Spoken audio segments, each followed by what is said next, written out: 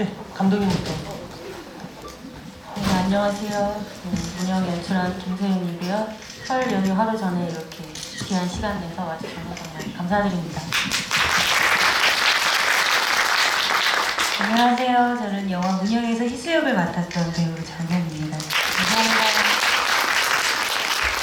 정말 내일부터 설 연휴인데 과연 관객분들이 많이 오실 거라고 생각을 했어요. 왜냐하면 문영이라는 영화를 좋아하고 기대하고 보고 싶고 또 CGV 시네 라이브러리에 익숙하신 분들이 과연 설이나 추석과 관계가 깊을까? 없어져야 마땅한 거라고 생각하는 분들이 더 많진 않을까?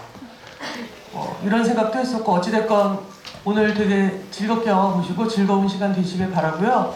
기쁜 소식은 생각보다 문영이 잘 되고 있어요.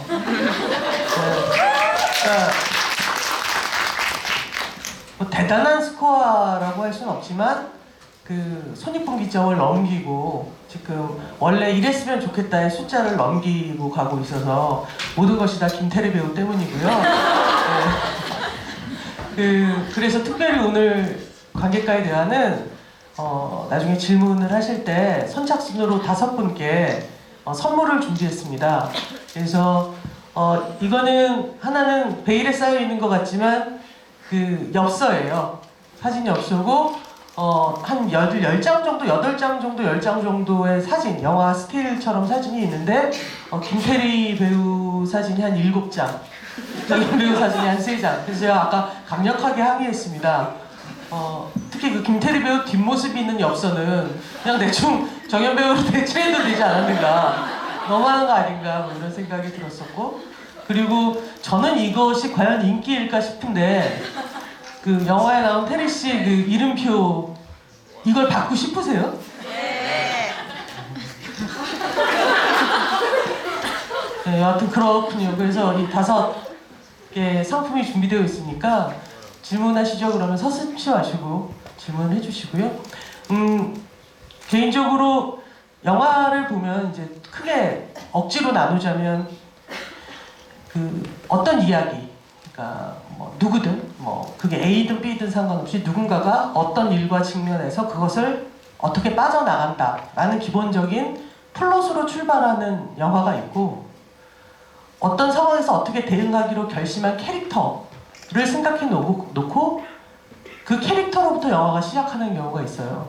근데 대부분 그 단편 영화나 이런 아트필름들이 후자로 출발하는 영화들이 있어요. 근데 그 문영 역시도 이제 그렇게 출발된 영화고, 근데 저는 문영의 가장 큰 장점은 그렇게 출발한 영화들이 그 무리하게 이야기를 그 장편의 길이에 맞춰서 좀 길게 보여주며 그 캐릭터가 아마도 그 영화의 헌법에 따르면 하지 말았어야 하는 행동을 하거나 일어나지 말았어야 되는 상황이 일어나거나 이제 이렇게 될 수 있는 경우의 수들이 있는데, 감독은 아마 만들 때 그랬을 거야. 개봉이고 나발이고 내가 얘기를 할 수 있기로 결심한 그 선에서 영화를 끝내겠다. 그래서 사실은 그 여러분들이 영화를 보시고 나서 생각보다 굉장히 러닝타임이 짧았겠지만 저는 영화가 딱 끝났을 때 굉장히 거대한 안도감,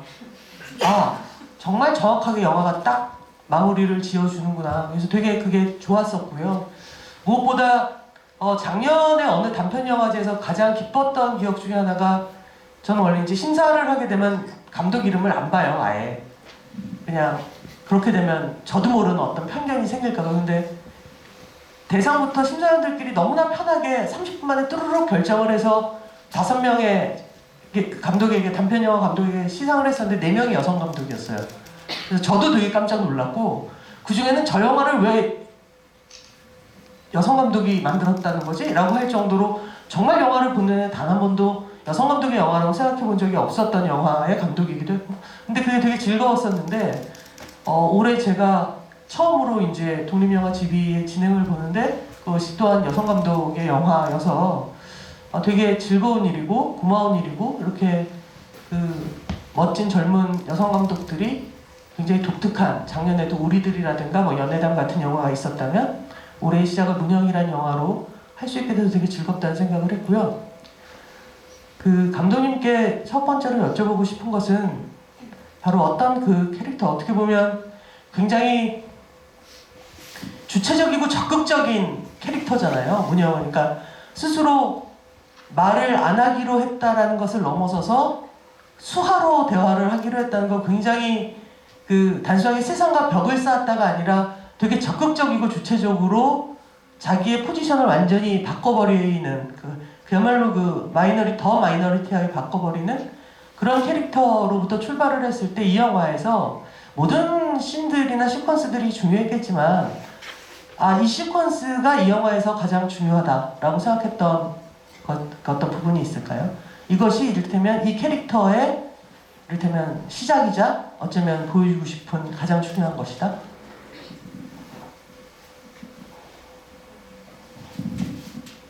사실 첫 장면에 대한 이야기를 배우분이랑도 정말 많이 했어요.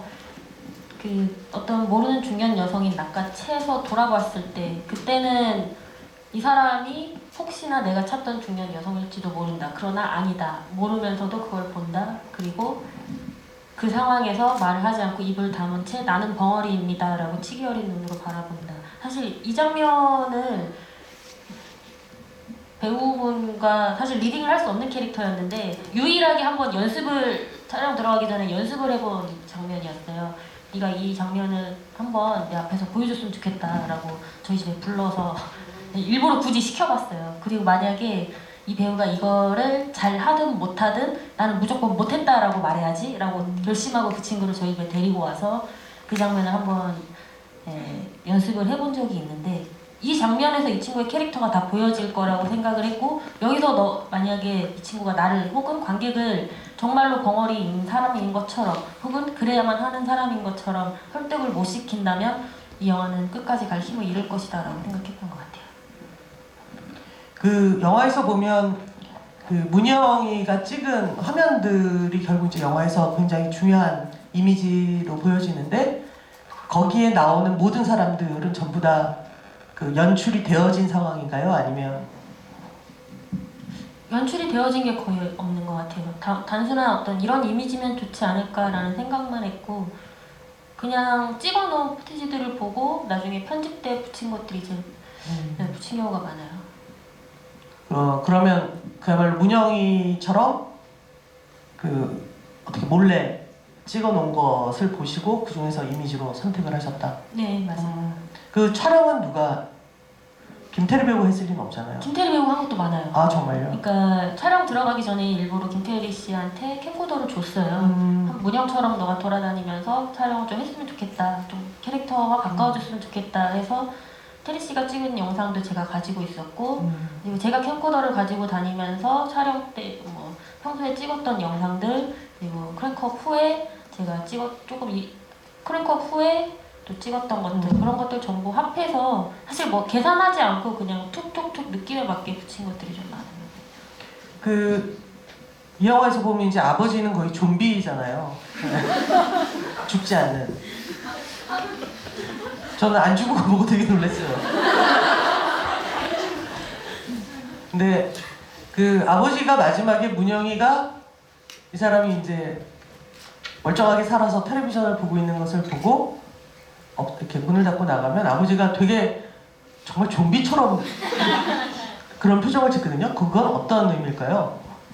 좀비처럼 보일 거라고 생각하고 한 연출은 아니었는데 이게 찍고 나서 보니 어제는 야비하다는 말을 들었어요. 네, 그렇게 볼 수도 있을 것 네네. 같아요. 네. 근데 이 영화에서 가장 큰 어떻게 보면은 악역이라면 악역이고 가장 많은 욕을 먹을 수 있는 캐릭터기는 한데 저는 이 사람에게도 그럴 만한 이유가 있지 않을까에 대한 아주 작은 연민이 좀 있었거든요.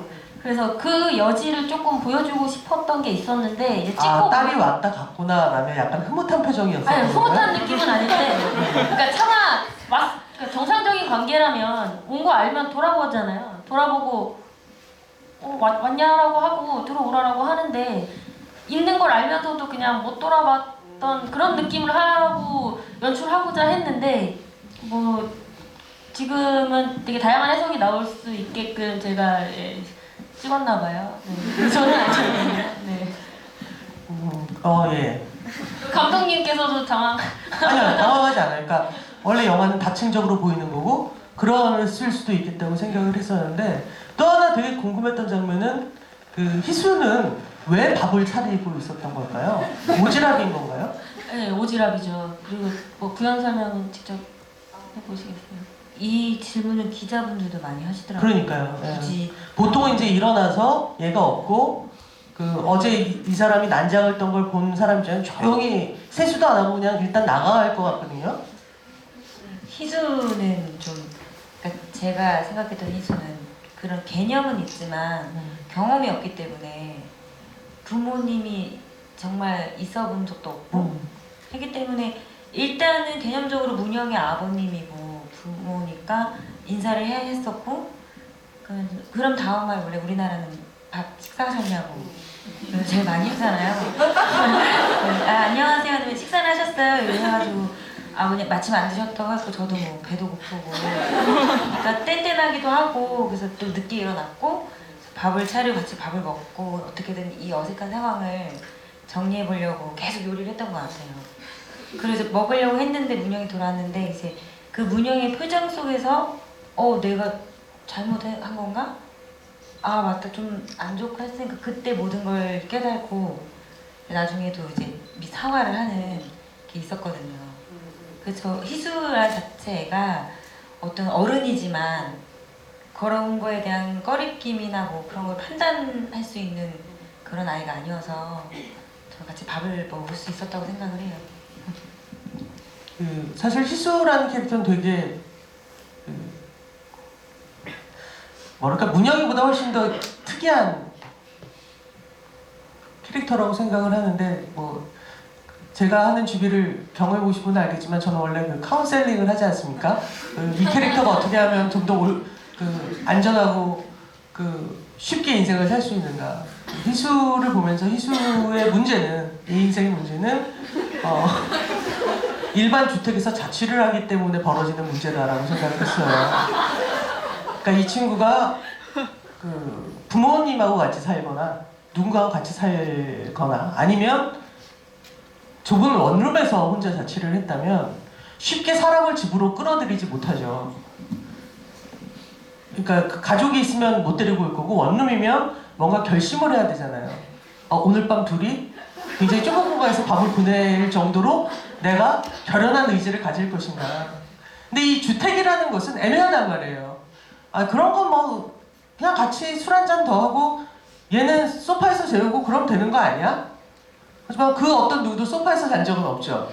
그러니까 사실은 좀 더 많은 생각을 하고 갔어야 되는데 너무 좋은 아지트인 거예요. 그리고 이렇게 그러다 보니 얘도 한번 불러보고 쟤도 한번 불렀다가 책임지지 못하는. 그래서 희수는 올바르게 살려면 일단 그 집을 팔고 어떤 뭐 부모님에 대한 그리움이라든 이런 건 있겠지만 사진으로 끝을 내고 빨리 이 집을 팔고 원룸이나 뭔가 좀 단단한 28살 여성이 온전하게 조직화 시켜낼 수 있는 공간으로 이사를 간다면 더 큰 실수는 없을 것이다. 뭐 이런 생각을 하면서 그 모든 것이 저 집 때문이다라고 생각했는데 그 집 되게 뭐랄까 사실은 이 영화가 정말 저예산 영화였을 거예요. 왜냐하면 다른 뭐 독립영화를 예를 들자면 뭐 연애담 같은 경우는 어찌됐건 제작비의 상당수가 영화 아카데미라는 교육기관에서 나온 것이고 또는 우리들 같은 경우도 제작사가 있었는데 이 영화는 온전하게 감독이 시나리오로 여기저기 펀드를 조금씩 받아서 자기가 알바한 돈 실제로 제가 단골이던 술집에서 일을 하기도 했었는데 이분이 근데 그랬던 돈으로 영화를 찍다 보니까 사실은 굉장히 적은 예산으로 영화를 찍었을 거예요. 어떤 영화보다 적은 예산이었을 거예요. 그런 영화에서 가장 신경을 많이 쓰고 싶어도 쓰지 못하는 여러 가지가 있지만 그 중에 미술적인 것에 대한 신경을 거의 쓰지 못했을 겁니다. 근데 이 집이 그 모든 것을 상쇄시킨다고 해야 될까요? 실내와 실외가 분위기가 되게 다르고 그러니까 실내는 온전하게 희수의 공간 같고 실외는 그것이 철저하게 숨겨진 그야말로 동네 그 단층의 어떤 주택 같고 이런 느낌들이 되게 좋았거든요. 그 집은 누구네 집이에요? 솔직히 얘기해봐요. 그 집이요. 그날 당일 섭외한 집입니다. 원래 제가 찍고 싶었던 희수 집이 따로 있었어요. 어떤 데예요? 거기는 한 4층 정도 되는 그 말씀하신 그 분리형 원룸의 집이에요. 아니야. 이게 나. 그렇게 그러니까 생각해요. 희수가 이해가 되잖아. 아, 저 집 때문이다. 어떡하니 이제. 막. 근데 원룸이었으면 쟤는 이렇게 됐어. 아, 근데 당일날 근데 그 집에서 촬영을 하다가 쫓겨났어요. 아 시끄럽다고. 아 원래 네, 맞아요. 네, 시끄럽다고. 네, 그랬을 거예요. 네, 시끄럽다고 이렇게 사람이 많이 오는 줄 몰랐다고 네, 쫓겨나서 이제 그날 찍을 수 있는 몇 군의 후보 중에 가장 찍기에 나았던 곳을 선택을 했는데요. 참 영화라는 게 어떤 이런 우연히 빚은 이제 새로운 제3의 의미와 만들어지는 이제 사연들이 참 아름답습니다. 되게 좋은 태도죠. 남의 영화 얘기 같아요. 아 그랬구나. 그러니까 사실은 원했던 장소가 아니라 그냥 찍을 수 있는 장소에서 찍었었던 거군요. 네, 처음에는 그래서 멘붕이 되게 컸어요. 이 그럼요. 집은 내가 생각했던 희수의 집이 아니었는데 어떻게 하면 희수의 집처럼 보일 수 있을까에 대한 고민을 많이 해서 최대한 뭔가 시도를 해보려고 하다가 그 시도함을 포기했어요. 그냥 차라리 이 비어져 있는 상태의 느낌으로 바꾸는 것이 낫겠다, 컨셉을. 네, 그렇게 생각해서 더 넣으려고 했던 것들을 오히려 빼고 만들었던 것 같아요. 그 이제 관객분들과 이야기 전에 먼저 마지막 질문 될 것 같은데 사실은 이 영화에서 제가 납득이 되게 안 가는 표정이 하나 있어요. 그게 뭐냐면 그 희수가 내가 왜 그 남자랑 그랬는지 아니? 너서 뽀뽀를 할 때 왜 이렇게 엄숙한 표정을 그러니까 그 표정이 갑자기 그냥 뭐 너 내가 왜 그랬는 줄 아니? 알려줄까? 이러고 그냥 하면 되는데 갑자기 그 순간 굉장히 그 결연한 뭐랄까 그 독립운동하기 직전의 표정이랄까? 그 표정이 되게 저는 왜지? 라고 생각을 했어요. 그래서 그러니까 막 더 나간 것도 아니고 네, 뭘까요? 두 분 다에게 질문을 감사합니다. 뭐 생각을 뭐 할 것도 없이 그냥 그때는 반반이었던 것 같아요. 저도 사람인지라 굉장히 힘들었습니다. 그때 촬영 때 약간 졸리기도 했었고요. 상황이 힘들었지만 어쨌든 그 감정을 유지를 하고 있었는데 저희 대화를 되게 많이 나눴거든요. 그 전에 희수의 최악의 상태였다 그때가. 아 그때가? 네. 그 남자친구랑도 싸우고 여자친구랑도 싸우고 문영이는 왜 자꾸 오고 안 그래도 힘들어 죽겠는데 근데 또 문영이가 또 너무 귀엽잖아요. 사랑스럽고 그래서 마다는 못하겠고 배는 고픈데 앞에 있고 나는 막 먹지도 못하고 그러니까 내 공간에서 자꾸 나의 치부를 들여다보고 약간의 화남도 있었을 거라고 생각을 했어요. 그때는 열받기도 하고 이 모든 상황에 대해서 벌을 준 건가요? 네, 약간 그런 거죠. 그래서 약간 어떤 확인의 의미도 있었고요. 저한테는 그 희수한테는 그리고 약간의 말 조심해야 될 것 같은데 어떻게 보면은 제 이기적인 어떤 약간의 조금 폭력성이 있는 행동일 수도 있겠다 싶어서 그게 예, 그 행위 자체가 그리고 그 감정에서 하는 것도 좋아서 하는 게 아니었잖아요. 좋아서 하는 건 아니었어요. 좋아도 있었겠죠 물론 하고 싶었는데 그냥 그 감정도 있었겠지만 되게 좋을 거면 좋게 했으면 되는 건데 굳이 너 멍성아 알고 싶어? 막 이러면서 그렇게 했던 건 그러니까 복잡함에 대한 표현이었던 네, 거군요. 최악에 네. 치닫는 그때 마침 문영이 있었던 거고 그 되게 결의에 찬 그런 표정들이 희수한테서 처음 나왔던 그 친구가 전체적으로 막 진심을 드러낸다거나 그런 신이 없잖아요. 그렇죠. 네, 다 항상 숨기고 있고 더 오바스럽고 쓸데없는 얘기 많이 하고 정작 할 얘기는 안 하고. 근데 그때는 진심으로 조금 희수다운 표정이 나왔던 장면이었어요. 저한테. 예. 그래서 이렇게 결이 차이. 워낙 얘기를 잘해주셔서 사실 덧붙일 얘기가 없을 정도로 네, 공감하는 바인데요. 근데 그런 밤이 있는 것 같아요. 사람들한테 되게 사람을 그런 식으로 충동으로 몰아가는 밤이 저는 있다고 생각을 하고요. 그거는 어떤 이성적으로 내가 왜 그랬을까? 다음날 이성적으로 돌이켜봤을 때 이해되지 않는 나의 행동을 네, 끌어내는 밤이 있다고 생각을 하는데 그 밤이 저는 그날이었다고 생각을 하고요. 그 날은 방금 정현 배우님께서 얘기한 대로 여러 가지 최악의 순간들이 겹겹이 쌓여있고 복잡했던 어떤 상황에서 네, 희수가 보여준 이 영화에서 가장 진지했던 네, 표정이 맞는 것 같아요.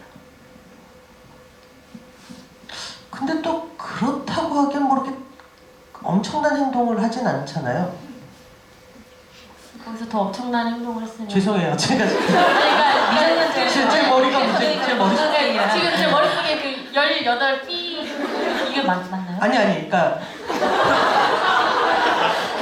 거기서 뭔가 더 라기보다는 그 행동 자체가 굉장히 그럼에도 불구하고 되게 조심스러웠다. 그러니까 그런 충동에서 나오는 거라고 하기엔 되게 조심스러워서 정말 복잡하게 느껴지는 거죠. 그러니까 무슨 얘기인지 아시겠죠? 제가 뭐 딴 생각을 하고 있었던 건 아니에요. 그래서 근데 그런 거다. 그날은 희수에게서 최악의 날이었고 그렇겠네요. 왜냐하면 그 문영이가 아버지가 베란다에서 추락했어요 라고만 얘기했어도 그 얘기만 좀 미리 해줬어도 그 왔던 그 여자친구에게 지금 네가 중요한 게 아니라 얘 아버지가 얘 아버지가 추락을 했다는데 뒤로 넘어가요. 제가 죽었는지 이 상황에 대해서 추락이란 단어를 처음 들어봤는데 예, 방금 되게 적절한 예. 그럼 뭐 추락이잖아요. 예. 근데 그런 거죠. 문영이가 좀 얘기를 해줬으면 뭐 경찰은 불렀니, 119는 빨리 불렀니, 가보자. 빨리 가보자 이랬을 텐데 얘는 말을 하지 않고 삐져만 있고 계속 부들부들 가만히 떨고 이게 뭘까? 사실 그 말을 하려고 갔을 텐데 음. 서로 자기가 하고 싶었던 말들을 못 하고 있는 상황들에서 이제 쌓여진 답답함들이 계속해서 이제 쌓였던 것 같아요. 문영이는 아버지가 추락했어요라는 말을 정말 했으면 좋았을 텐데 못해서 쌓이고. 근데 그 말을 수화로 해도 못 알아듣게 되는 근데 그것도 쓰는 것도 웃기잖아요. 그러네요. 그래서 오히려 희수 입장에서는 얘가 되게 앵기고 있다. 나한테 이렇게 괜히 잘해줬나? 네. 귀찮게 굴고 있다라는 감정도 있을 것이고 그런 식으로 본때를 보여주겠다 지금 굉장히 또 젠틀한 그러니까 조용히 입을 댔다 조용히 떼겠네. 훨씬 더 이렇게 충동적일 수도 있는데 굉장히 이게 그러니까 행동은 조심스럽고 표정은 굉장히 결연해서 이게 되게 그러니까 뭐지 저 표정은? 이라는 생각이 들었던 것 같아요. 그러니까 이 영화에서 그냥 별것 아니더라도 사실은 희수의 모든 행동들은 어디서 본 나랑 친해지진 않았으면 좋겠지만 그런 친구 제가 연기하면서 내가 동네에 그런 언니 한 명씩 있어요. 그러니까 나쁘진 않은데 만나면 너무 빡세고 친해지고 싶진 않고 그래서 더 친절하게 굴잖아요. 선을 긋기 위해서 친절하게 굴고 웬만하면 빨리 끊으려고 그리고 언제든 그분한테 연락이 오면 난 지방에 있고 지방에 있다고 하고 아쉬워하고 아쉬워하고 그러면서 한 5년을 버텼다가 어느 날 끝내 못 버티고 술을 먹고서 이 사람의 바라볼 꼴을 다 보며 이사를 준비하죠. 그러니까 그런 희수 같은 친구는 사실은 있어요. 어디든 있어요. 그리고 정말 그 경계경보를 발동시키는 오히려 문영이 같은 친구는 스스로 닫아놓고 있기 때문에 우리한테 발견되어지지 않겠죠. 이수 같은 친구는 되게 발견이 되고, 이수는 문영이가 아니었어도 거기서 막 그 영화 도입부에 그 남자친구 집 앞에서 막 그러고 있는데 옆집에서 누가 아우 좀 조용히 해주세요. 그럼 그 사람하고 계속 한 1시간 떠들. 잘 걸렸다. 제가요 뭐 이러고 막 그 사람은 아우 시끄러워서 그냥 잘걸 막 시간 이러면서 나시면 술 하고. 한잔 그런 친구여서, 그러니까 그런 둘의 만남이라는 게 되게, 그러니까 사실은 둘 다 소통하지 않고 있는 거죠. 근데 한 명은 소통하지 않는 것에 대해서 정직하다면, 희수는 자기가 되게 많이 소통을 하고 모두에게 친절하고 자기는 잘하고 있다라며 스스로를 기망하고 있는 그런 캐릭터여서 되게 재밌었던 것 같습니다. 이제 관객분들에게 질문을 돌려볼까 하는데 정말 이제는 익숙한 얼굴들이 있어요. 네. 그 무슨 그 독립영화를 이렇게 우르르 몰려다니는 어떤 팬덤 같아서, 예! 일단 선물은 뭘 드릴까요? 봉투와 이름표가 있어요. 봉투가 아까 내가 얘기했잖아요. 엽서. 사진이. 엽서로 드릴까요? 이름표요? 야, 독특하다. 이것도 갖고 가서 드리세요. 네. 그때 줘야지. 네, 질문하시죠. 네, 이름표가 탐이 나는 건 100% 아니고요. 반반인데 배영지 감독님 팬이고 또 김태리 배우 팬이라서 오늘 영화를 보러 왔는데 네, 재밌게 본 것 같습니다. 저는 개인적으로 90년대 독립영화 중에 일본 독립영화 같은 느낌을 조금 받았고요. 개인적으로 궁금한 건 약간 뻔한 질문이긴 한데 이 작품 만드시게 된 계기 같은 게 좀 궁금한데 벙어리가 아닌데 벙어리짓 하는 캐릭터도 굉장히 독특했고, 이 친구가 또 카메라 통해서 세상을 바라보는 형식이잖아요. 그 형식이 되게 남다르게 느꼈던 것 같아요, 저는요. 이런 설정들을 쓰시게 된 계기가 궁금하고요.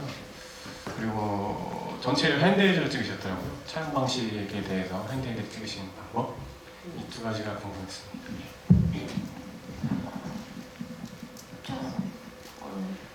대부분의 많은 연출을 하시는 분들이 그렇겠지만 저 역시도 이 영화가 굉장히 사실처럼 보이기를 바랬어요. 네, 다큐멘터리처럼 정말로 이 인물들을 많이 밀착해서 가까이 바라보고 싶었고, 인물들 움직임에 따라 같이 좀 호흡하고 싶었던 게 커가지고 전체 핸들드 촬영을 했고요.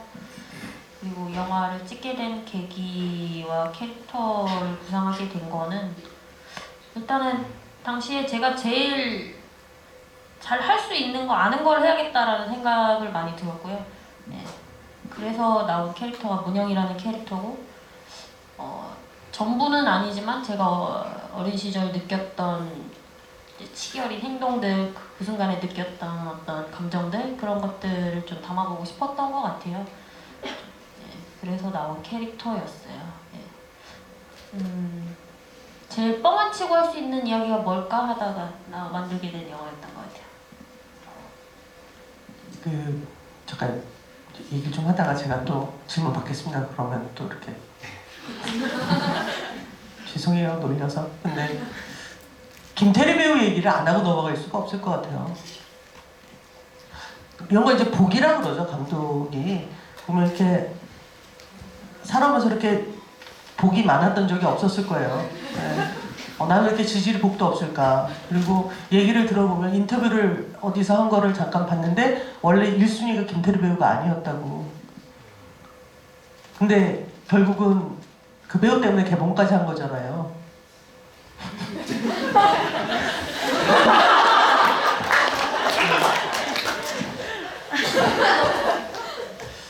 어땠어요? 김태리 배우를 딱 만났을 때. 그러니까 사실은 원래 하려던 배우, 그러니까 누가 더 좋은데 뭐 이런 게 아니라 그 감독한테는 이제 그런 감독들이 있거든요. 시나리오를 쓸 때 이렇게 이 배우가 하면 좋겠다고 생각하면서 쓰는 경우들이 있어요. 아마 감독님도 그러면서 누군가를 선택을 했을 거고, 근데 그 배우가 할 수 없게 되어서 그 다음에 이제 굉장히 축 처져 있었을 거예요. 난 역시 뭘 해도 안 돼. 그러면서 김태리 배우를 소개를 받았을 거고 몇 명의 오디션을 보는 와중에 그녀에 대한 첫 느낌이 어땠나요? 되게 단순했는데요. 되게 귀여웠어요. 네, 되게 사랑스러운 친구였고요. 자기를 워낙 그냥 꾸밈없이 잘해서 이 영화 제가 미리 대본을 보내줬으니까 이제 대본에 대한 이야기를 나누거나 뭐 궁금한 걸 얘기를 저한테 물어본다거나 혹은 이 역할이 하고 싶었다면은 좀 그 역할에 대해서 많이 물어본다거나 뭔가 하고 싶어함을 어필한다거나를 해야 될 텐데 그 어떤 것도 해당되지 않았던 것 같아요. 서로 만나서 키우는 고양이 얘기하고 그냥 웃고 뭐 그러고 이제 물론 영화 얘기는 조금 했을 것 같은데 제 기억 속에 그 영화 얘기했던 기억이 많이 안 남는 거 보니까 그것보다 다른 인상이 그때 저한테 더 셌던 것 같아요. 이 영화에 대한 이야기를 나누는 것보다 그냥 그래서 이 친구가 이 배우가 매력이 있고 이런 매력을 나한테 보여줬는데 그 이면에 다른 매력을 내가 이 배우에게서 볼 수 있다면 그 작업은 나에게 참 재미있고 흥미롭겠다라는 동기부여가 좀 됐었고요. 그래서 캐스팅이 됐어요. 그 뭐랄까 그 김태리 배우를 대부분의 분들처럼 저도 아가씨에서 처음 봤을 땐 워낙 쟁쟁한 사람들하고 함께하는 거니까 저 친구 지지 않네. 그러니까 저 친구가 지질 않네. 누구하고도 지질 않네. 대단하다. 라는 정도, 그러니까 칭찬이었다면 이 영화에서 김태리는 다 이유가 있었구나. 이유가 있었구나. 그러니까 굉장히 그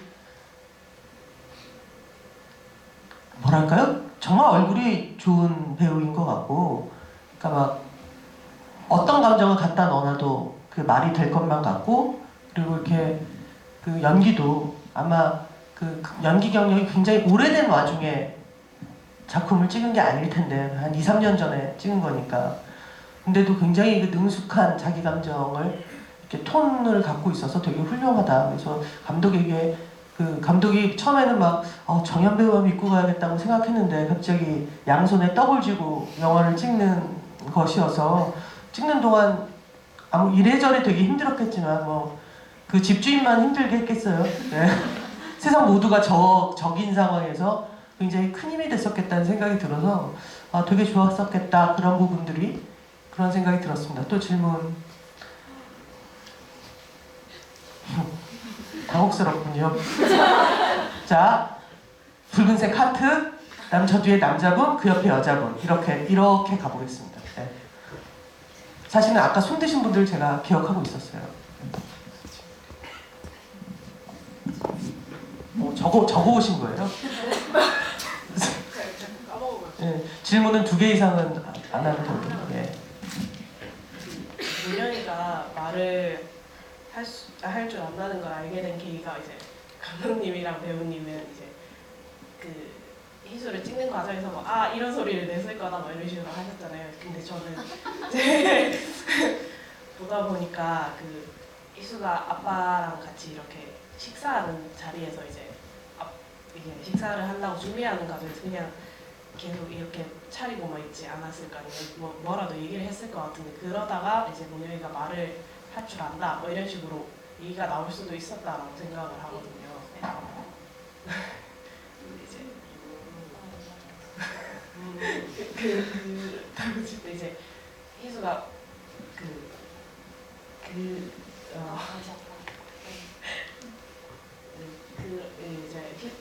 이제 문영이가 말을 할 줄 안다는 걸 알았을 때 희수 기분이 어땠을까 좀. 진짜 궁금한 질문이네. 문영이는 언제부터 말을 안 하기로 한 거예요?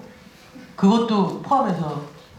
그리고 정말 아버지는 그렇다면 문영이가 스스로 말을 안 하기로 결심한 거로 알고 있는지 아니면 엄마가 도망가고 나서 애가 정신적으로 뭔가 문제가 생겨서 저렇게 됐다고 생각하는 건지 예.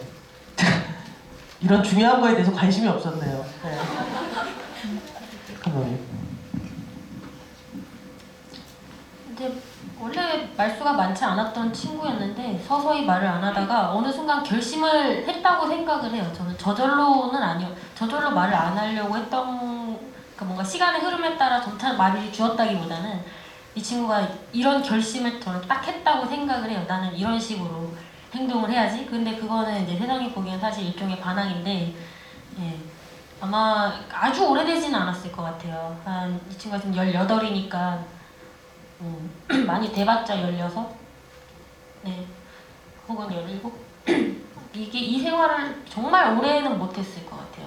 뭐 초등학교 때부터, 중학교 때부터 이때까지 했으면 그 치기가 그렇게 오래 간다는 거는 정말로 너무 큰 힘듦일 텐데 이게 짧았기 때문에 이 친구가 그만큼의 치기와 도끼를 이렇게 응집한 상태에서 보여준 절정의 순간에 이제 희수랑 만났을 거라고 생각을 하고 그 순간이 이제 제 영화가 됐을 거라고 생각을 하고요. 그리고 또 아버지는 문영이에게 그런 식의 호기심을 많이 갖지 않았을 거라고 저는 생각을 해요. 한 번이라도 너 왜 말을 안 하는 거니? 무슨 문제가 있니? 라고 물어봐주는 아버지였다면 문영이가 이렇게 되지 않았을 거고 대신 술을 먹으면서 그런 지식 같은 말을 폭언으로 했을 수는 있다고 생각을 해요. 뭐가 불만이야 하면 이런 말들을 이제 술을 먹으면서 폭언과 함께 이제 했을 것 같기는 한데요. 맨정신으로 따뜻하지 않더라도 정말 궁금해서 이걸 물어봐주는 아버지는 아니었을 거라고 생각을 합니다. 제 질문에만 대답을 하셨고요.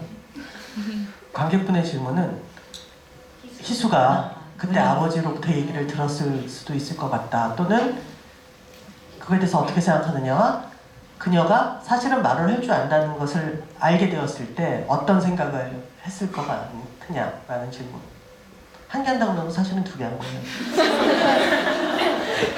그 비슷한 이야기를 사실 찍을 때 배우분이랑도 했었던 기억이 지금 났어요. 오래전에 사실 찍어가지고 기억을 좀 못하는 것들이 있는데 질문을 듣다 보니 생각이 났어요. 맞아요. 그 아버지랑 둘이 있으면서 알게 됐을 수도 있다라는 얘기를 저희도 나눴었던 것 같아요. 예, 뭔가 정답을 딱 정해놨었던 건 아닌데 예, 그럴 수도 있을 것 같다라는 얘기를 나눴었고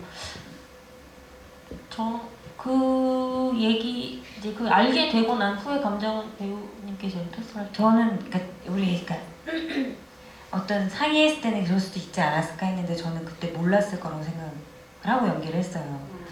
아버지랑 그런 대화를 안 나눴을 거고 계속 그때도 희수만 계속 얘기를 했을 거라고 생각을 해요. 김치가 있네요. 뭐 이런 거.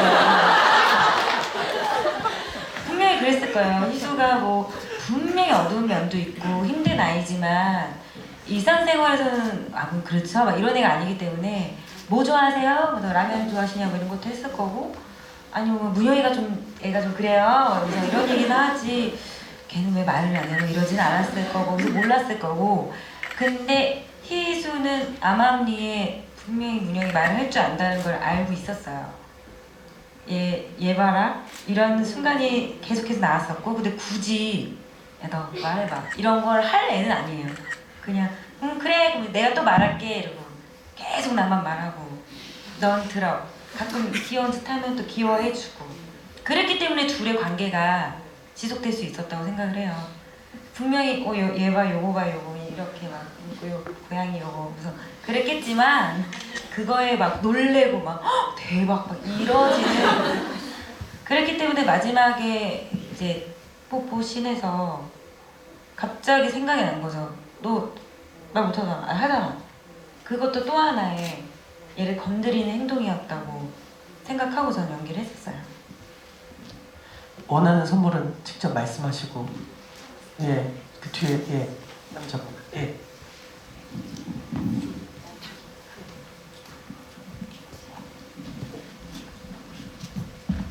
예, 저도 두 가지만 여쭤보겠습니다.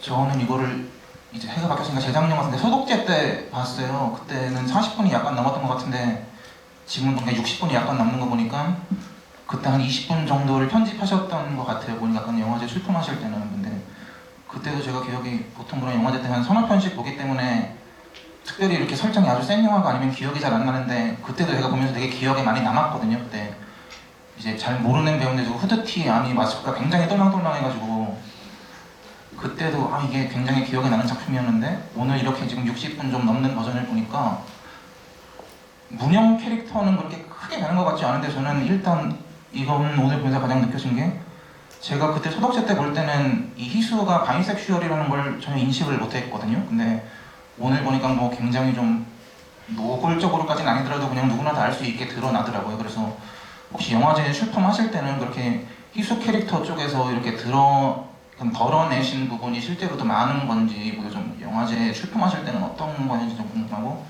또는 이게 굉장히 지역적인 건데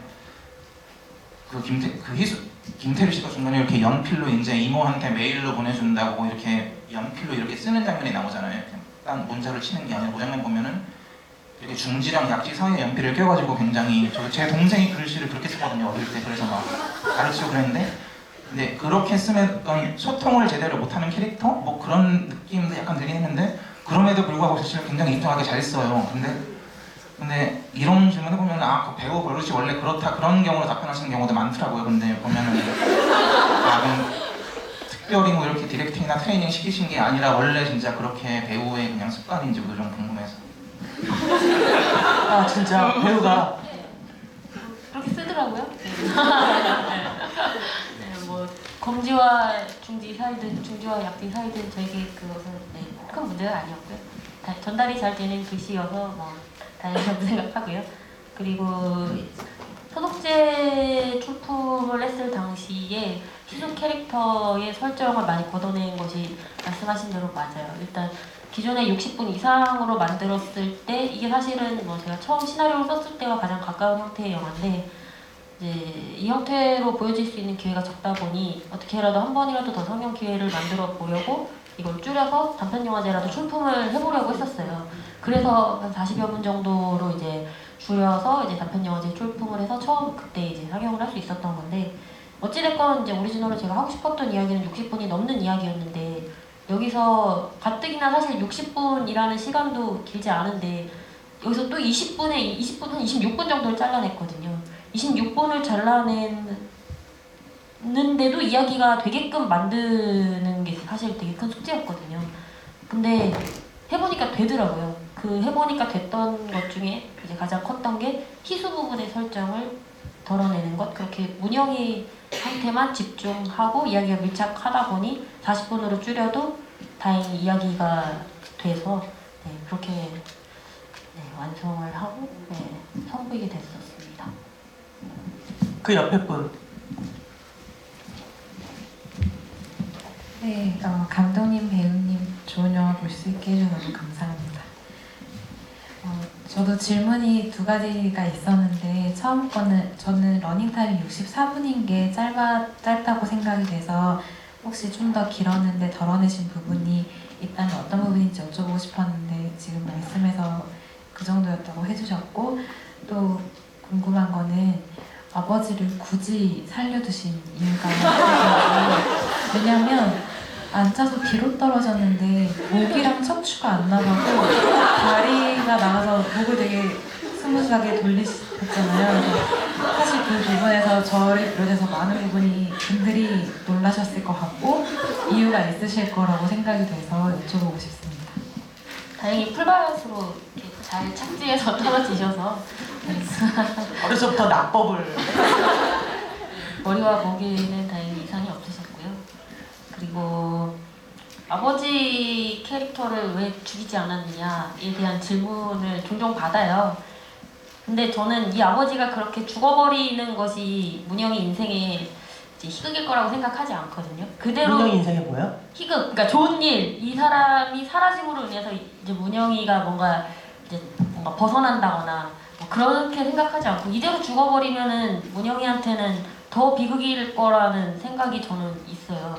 정말로 싫어했던 사람이 싫어했던 채로 죽어버리면은 이제 앞으로 살면서 이 친구는 아버지에 대한 기억이 이제 그게 다일 텐데 모르겠어요. 저는 이대로 그냥 죽어버리는 게 별로 문영이 인생에 도움이 되는 일이라고 생각하지 않았던 것 같아요. 근데 아버지가 돌아가시면 그래서 보험금을 받아서 문영이는 한예종에 입학을 하고 3년 뒤 단편영화제를 휩쓸며 감독 데뷔를 준비할 수도 있잖아요. 네. 만약에 한 번 더 떨어지실 수도 있잖아요. 술 자주 드시니까 한 번 더 떨어지시면은 그런 일이 일어나게끔 연출. 그때는 안 봐주는 걸로. 맞아. 그러니까 그 집이 되게 낮았나 봐요. 1층? 실제로 3층. 네. 그 저희 영화를 여러 번 보신 분은 아실 거예요. 이렇게 네, 걸어가다 맞아요. 이렇게 올려다보는 장면이 있거든요. 3층. 네. 네, 다음 질문은 아까 손두씨 이상희 배우 광팬. 네.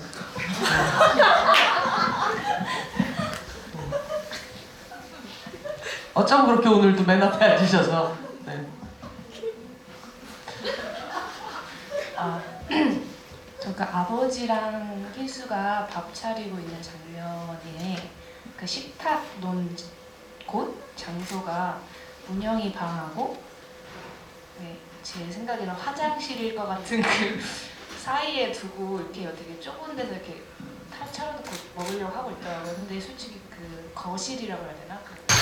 큰 공간을 놔두고 왜 굳이 그 자리에 놓고 찍었으며 왜 방에 그 거실에 있는 공간을 안 보여주고 이렇게 베란다하고 문만 이렇게 나오게 찍으셨는지 그게 어떤 의도가 있는지 그 거기가 부엌이거든요. 네, 싱크대. 그리고 그 공간, 그 안쪽 방은 아버지 방이라서 그 방에서 식사를 준비하기에는 두 사람이 너무 밀접해지는 것 같은데, 네, 그냥 그 공간이 실제 부엌이기 때문에 네, 그곳에서 촬영을 했고요.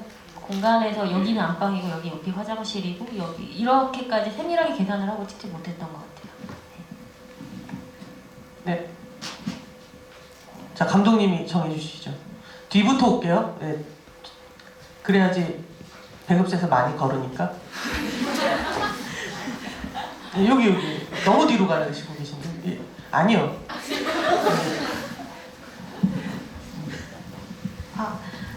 그 문영이한테 엄마의 의미가 좀 궁금한데요. 그러니까 4살 때 집을 나갔는데 문영이가 갖고 있는 엄마의 기억이 어떤 거길래 마지막까지 그 응어리를 딱 풀어내는 것도 엄마라고 딱 말하면서 풀어내잖아요. 그래서 그 엄마의 의미가 좀 궁금하고요. 그리고 또 배우분한테 궁금한 거는 이거 이제 연기하면서 어떤 감정선을 연기할 때 있어서 좀 참고했던 캐릭터나 작품 있는지 좀 궁금해요. 부재했기 때문에 더 간절했을 거라고 생각해요. 네. 그 친구가 지금 처해져 있는 환경에서 기댈 곳이 없었기 때문에 막연하게 엄마가 있었으면 달라지지 않았을까라는 어떤 도피처 같은 대상이라고 저는 생각을 했어요. 지금의 상황으로부터의 어떤 엄마와의 지냈던 기억 그런 것들을 붙들고 하는 행동은 아니었다고 저는 생각했어요.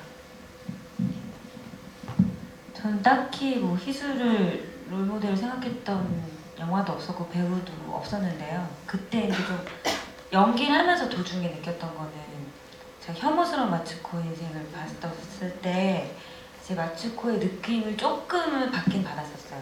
근데 희수는 너무 다르긴 하지만 어쨌든 간에 인생을 봤을 때 조금 희수 자체도 좀 더 밝고 어떻게든 난 살아나갈 거야 라는 성향이 강한 친구여서 뭐 그대로 막 영감을 많이 받은 건 아니지만 그나마 제일 비슷했던 캐릭터 뽑자면 마츠코인 것 같아요. 싱하와 의상 이제부터는 질문을 한 개만 해주시는 걸로.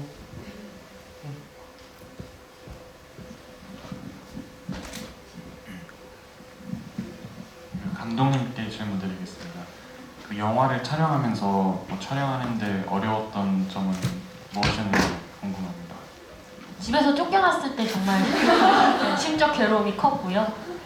그리고 좀 현실적인 얘기인데 이 영화가 프로듀서가 없었어가지고 이제 돈 관리며 이제 현장에서의 어떤 진행 상황에 대한 것까지 제가 전부 컨트롤하면서 좀 촬영을 해야 되는 상황이었어요.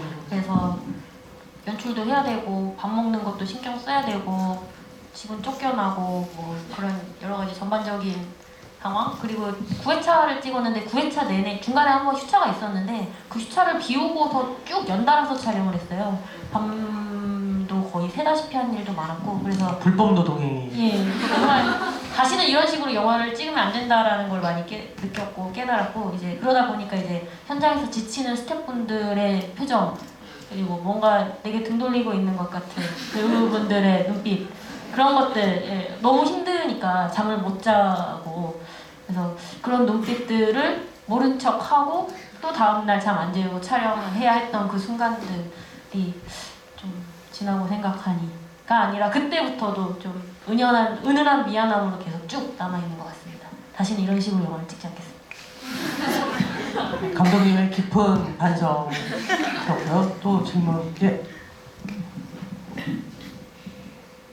저는 그네씬에 관해서 질문이 있는데요. 그네씬에서 문영이 위에 이렇게 있고 시각적 각도상으로 희수가 밑에 있는데 제가 느끼기에는 밑에서 위를 바라보면 문영은 평소에 김태리 씨가 좀 머리숱이 많지만 이렇게 머리를 가리고 하잖아요. 그래서 시선이 되게 가려지는 느낌이 많이 받았어요. 시선이 잘 안 마주치기도 하고. 근데 밑에서 위를 바라보면 좀 그 표정을 숨기기가 각도상으로 어렵다고 느껴가지고 혹시 의도한 것인지 아니면 그냥 단순히 그렇게 된 것인지 그네씬에 대해서 조금 이야기해 주셨어요. 일단 이제 촬영을 이제 그 로이터로 하기로 하고 이제 가서 이제 앵글을 잡았을 때 이제 균형이 맞아 있는 그네의 앵글이 굉장히 재미가 없더라고요. 그래서 높이의 차이를 두고 싶었고 두 사람의 시선이 잘 머리 때문에 시선이 잘 부딪히고 소통이 잘 안 되는 느낌이 사실 별로 중요하지 않았던 것 같아요. 일방적인 소통이었기 때문에. 물론 그 일방적인 소통 안에서도 문영이는 나름대로 혼자만의 그런 게 있었겠죠. 예. 그 장면에서 두 사람이 눈빛을 마주치면서 소통하는 게 중요하지 않았기 때문에 잘 마주치지 않아도 네. 약간의 불균형한 느낌? 그런 것들이 더 중요해서 그렇게 찍었던 것 같습니다. 네. 이렇게 두 번 질문을 받고 정리를 해보도록 하겠습니다. 안녕하세요. 네, 저는 처음에 문영과 희수의 첫 만남 때 옷차림이랑 마지막 장면에서 옷차림이 같다고 하셨는데 첫 만남에서는 오롯이 희수의 삶에 약간 문영이가 개입한 느낌이었잖아요. 문영이가 그 캔을 발로 차면서 희수의 삶에 약간 개입한 느낌이었다면 마지막에는 문영이가 평소에 집에 가는 평소에 문영이의 삶에 희수가 개입한 느낌을 받았는데 혹시 그런 거를 약간 의도하셔서 처음과 끝에 두셨는지가 궁금합니다.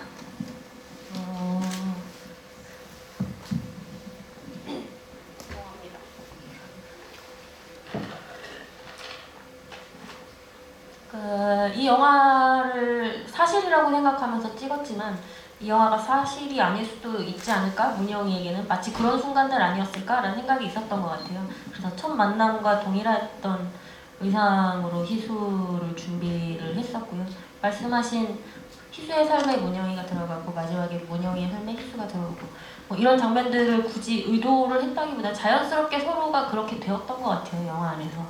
네, 그래서 뭔가를 막 의도를 하진 않았지만은 그렇게 보여질 수 있는 여지가 있는 것 같아요. 네. 아까 손 드신 분, 예. 아버지가 추락하시고 나서 문영이가 희수네 집에 갔잖아요. 근데 희수네 집에 갔었을 때 희수랑 영은이가 싸우고 있었는데 그때 왜 싸웠는지 그리고 왜 희수더러 최악이라고 한 건지에 대해서 물어보고 싶습니다. 사실 연인관계에서 제일 중요한 게 서로에게 솔직한 것이라고 생각을 하거든요. 근데 희수는 혁철이에게도 솔직하지 못하고 영은이에게도 솔직하지 못한 정말 최악의 이성 친구가 연인이 아니었나 싶어요. 비난받을 만한 행동을 하고 있다고 저는 생각했고요. 비난받을 만한 행동이 뭐죠? 거짓말 뭔? 먹듯이 했던 이를테면 영화에서 뭐 스쳐 지나가는 장면이지만 문영이가 처음 DVD 들고서 집에 왔을 때 영은이한테 전화가 와요. 영은아, 나 지금 집 아니야. 나 집에 없어. 오지 마. 라는 대사가 있어요.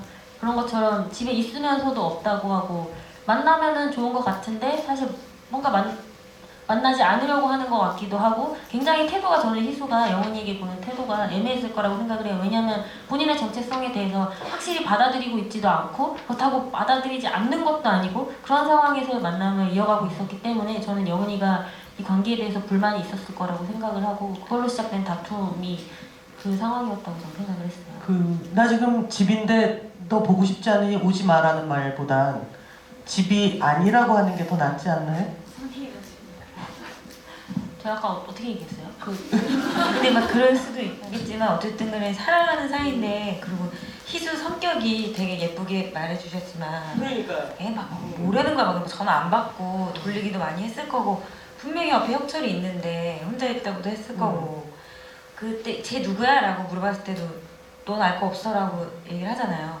그냥 아는 애니까 신경 쓰지 마.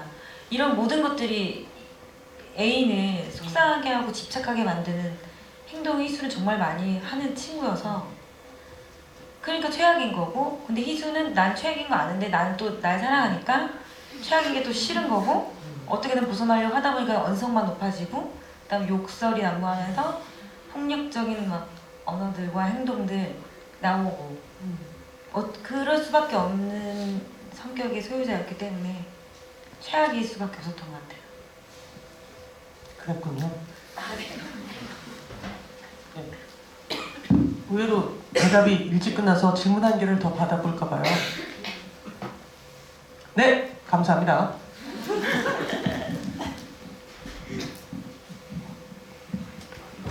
문영이가 그 희수네 집에서 자고 난 다음 날에 희수가 혼자 방 안에 나가 있잖아요. 그때 희수가 영화를 통틀어가지고 딱 타인의 간섭을 받지 않고 혼자만 있는 시간 딱 그 잠깐이었거든요. 근데 그 전날에 희수가 너 나한테 질문했던 거 이런 거야 하고서 커밍아웃 같은 행동을 했었고, 그리고 문영이한테는 문영이가 되게 숨기고 싶었던 것을 알면서도 질문을 했고 그랬던 것들이 다 쌓인 상태에서 그 다음날에 문영이가 없이 희수 혼자 있었잖아요. 그때 희수가 어떤 생각하고 있었는지 그게 궁금해요. 전 그때 희수가 일단 아까도 말씀하셨지만 그런 밤은 아침에 분명히 이불킥을 차죠. 이불킥을 찼을 거고, 일단 멍했을 거고, 그리고 어떤 자괴감도 굉장히 많이 들었을 거라고 생각을 해요. 왜 늘 이럴까? 뭐 이런 거. 왜 끝은 이렇고 나는 이렇게 행동할 수밖에 없으며, 또 후회를 하고 하지만 또 살아야 되고, 문영이도 뭐라고 하지? 그런 여러 가지 정말 엄청난 생각을 하다가 결국에는 멍을 때리는 걸로 결론이 나지 않았을까? 왜냐면 답은 없잖아요. 그렇게 아침을 보냈을 것 같아요, 희수는. 예, 두 분 앞으로 계획, 지금 현재 하시고 계신 작품이 있거나? 지금 제 앞으로의 계획을 어떻게 세울까 굉장히 고민하면서 지내고 있고요. 화를 내면서 얘기해요. 이게 정말로 지금 제가 너무 크게 고민하고 있거든요. 그래서 고민 중이라고 하고 그냥 끝내. 왜 그러세요, 감독님? 해결하고 싶습니다. 네? 해결. 알겠습니다. 솔루션이 필요하시고요. 네. 자, 이따가 술 먹으면서 얘기를 해요, 그건. 예. 자. 저도 마찬가지인 것 같은데, 저는 뭐 일단 계속 배우 생활하기 위해서 열심히 노력하지 않고 행동을 할 거고요. 열심히 프로필 돌리고 있어요. 차기작은 아직 없지만 곧 생길 거고요. 열심히 하겠습니다. 감사합니다. 사실은 이제 김태리 배우까지 하면 이제 완전체 지휘가 되는데, 김태리 배우는 현재 임술래 감독님과 아마 일본 영화 원작을 보신 분들은 어떤 영화인지 아시겠지만, 이제 사실은 아가씨에서 했던 역할하고 비슷하죠. 음식 만들고 닦고 이런 일이에요. 개인적으로 일본 정말 밑에 있지 않냐?